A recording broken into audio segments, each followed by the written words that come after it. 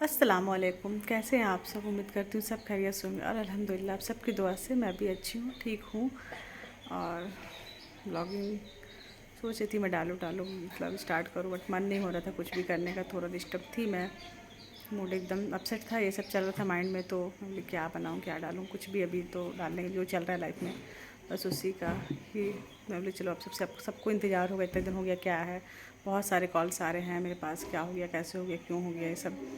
अब कितना को मैं जवाब दूँ, क्या बोलूँ, तो समझ में नहीं आता है किसको क्या बोलूँ। तो मुझे ये मैसेज देना सबको कि चलो सब वेट करूँगी कैसे है क्या है। बात करने का तो बिल्कुल किसी से मन नहीं है मेरा कि मैं इस बारे में और भी ज़्यादा जितना बात करती हूँ उतना मैं ज़्यादा अपसेट हो जाती हूँ। तो मैं नहीं करना चाहती। सबसे एक एक करके कितने को फ़ोन करके बात करोगे आप। एक्चुअली मैं ब्लॉग डालने के बाद दूसरे दिन मेरे पास थाने से फ़ोन भी आया था, महिला थाने से, कि आप ब्लॉगिंग डाले हो, आप मतलब जो भी आपका है ये उसको क्यों डाले आप। तो हम बोले भाई मैम मैं ये क्राइम कोई बहुत बड़ा गुनाह नहीं है कि मैं, ये मेरा पर्सनल मैटर है और मैं ब्लॉगिंग करती हूँ तो मैं ये अपनी मर्ज़ी से डाली हूँ। और ये मैं किसी के बारे में कुछ भी नहीं डाली हूँ कि मेरा पर्सनल है, हस्बैंड से अलग हो रही हूँ, जो भी मेरा है वो मैं उसको बताई हूँ और डाली हूँ। तो मैं आपका कुछ भी नहीं दिखाई हूँ, आपके मतलब महिला थाने का, जो आप मुझे ये बोल रहे हो।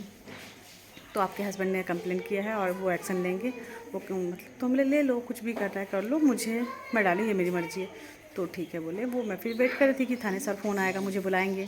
तो मैं तैयार थी उस चीज़ को जाने के लिए कि मैं जाऊँगी और बोलूँगी मैम मैंने क्या ऐसा क्राइम किया है जो आपने मुझे ये बता रही हैं। तो फिर मैं वेट ही कर रही थी, 2-3 दिन हो गया बट आया नहीं, किसी का कॉल वॉल मेरे पास नहीं आया।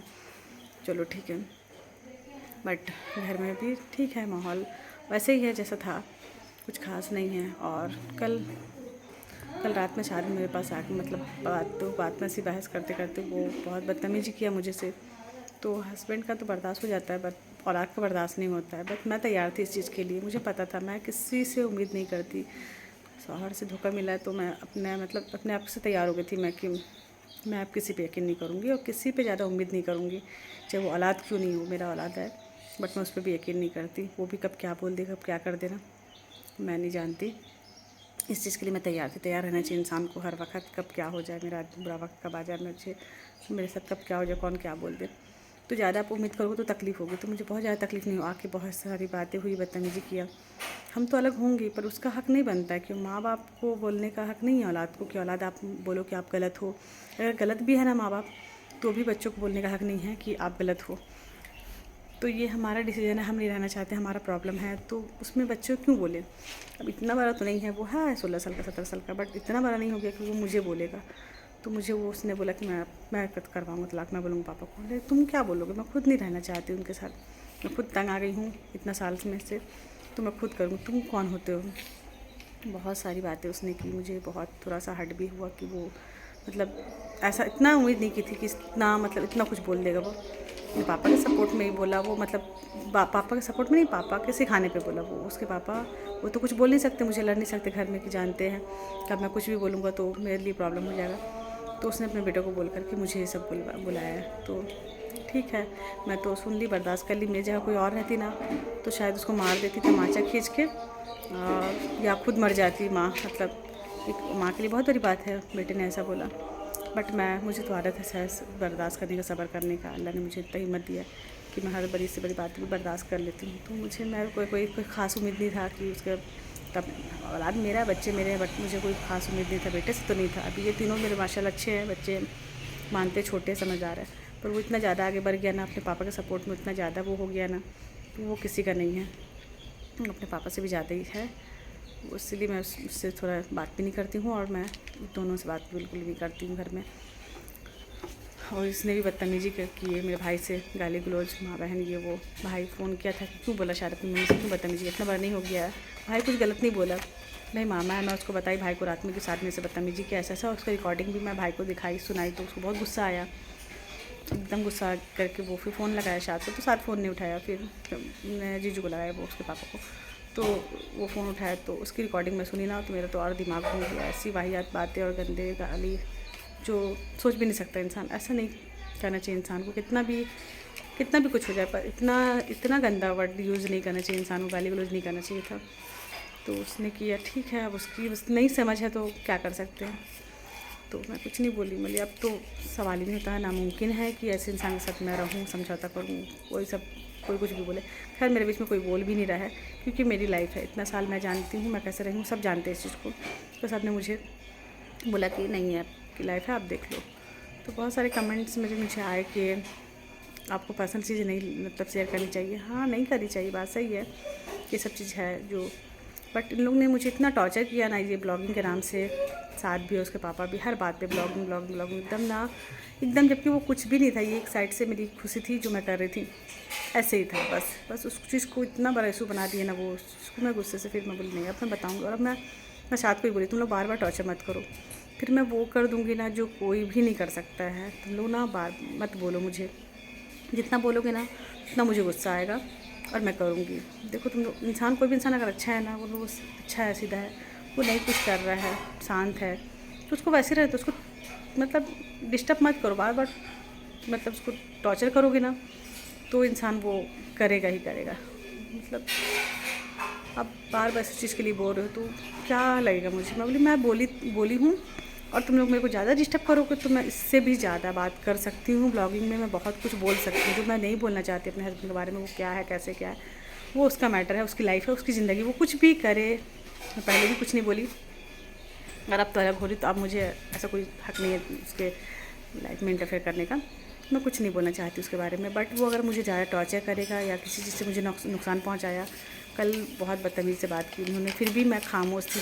मतलब आने के बाद मैं रात में उनसे लड़ी भी नहीं, कुछ भी नहीं बोली। मैं बोली कोई मतलब नहीं, जो मतलब वो रिकॉर्डिंग सुना दूँ ना आप सबको तो बाकी नफरत हो जाए मालूम सुन करके। वो इंसान कैसे ऐसा बोल सकता है, किसी की माँ को, मरी हुई माँ को गाली बक सकता है, माँ की गाली दे सकता है। इतना दुख लगता है, मेरी अम्मी नहीं है दुनिया में और तुम माँ की गाली बक रहे हो इतनी गंदे से। तो मुझे बहुत बुरा लगा इस चीज़ के लिए ना। मैं क्या बताऊँ, मैं बता नहीं सकती। आज भर मैं टेंशन से सोई नहीं, उसकी वर्डिंग ना जो गूंज रही थी कान में, उन्होंने अम्मी को ऐसे गाली दी। तो उस चीज़ से मैं बहुत ज़्यादा ये हो गई। आज मैं गई हूँ कोर्ट, मतलब कोर्ट नहीं, मैडम से मिली हूँ, वकील मैडम से। तो मैं सारी बातें बताई हूँ और उनको बोलती हूँ मैम मुझे नहीं रहना है, मुझे सेपरेट होना है और इससे खर्चा लेना अपने बच्चों को और अपने बच्चों के साथ रहना है।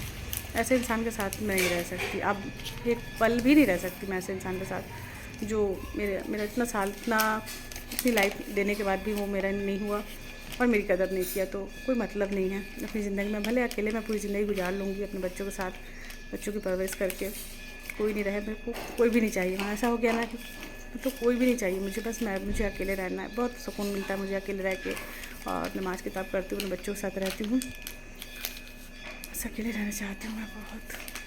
बहुत एकदम ना की शिकायत नहीं है मुझे, अल्लाह पाक से कोई मतलब ये नहीं है कि मैं अपनी किस्मत से शिकायत कर रही हूँ।